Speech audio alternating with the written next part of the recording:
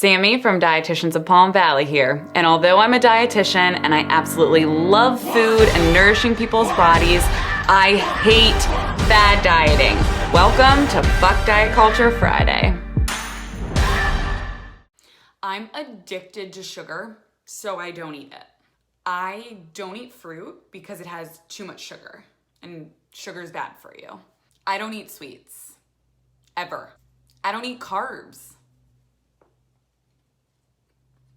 I was so bad this weekend, totally starting a juice cleanse tomorrow. I know the juice has sugar, but it's a cleanse, so it's totally different. Have you ever read the book Grain Brain? Well, I read the book Wheat Belly. Have you ever read the book Sugar Crush? I seriously don't eat sweets or sugar, ever.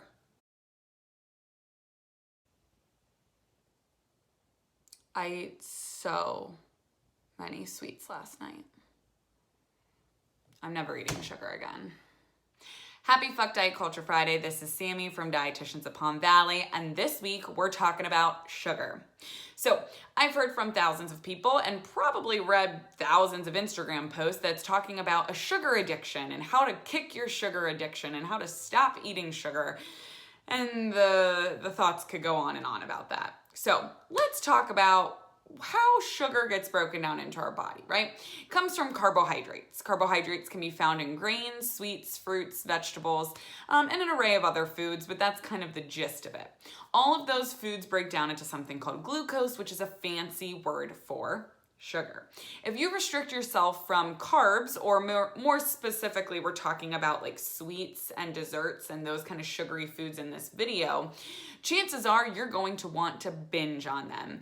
This is something that I call the bow and arrow effect. So if we pick up our bow and arrow and we say no sugar, no sugar, no sugar, no sugar, then we hit a breaking point, we let go, that arrow flies so much further in the other direction, and we end up binging or over consuming on sugar.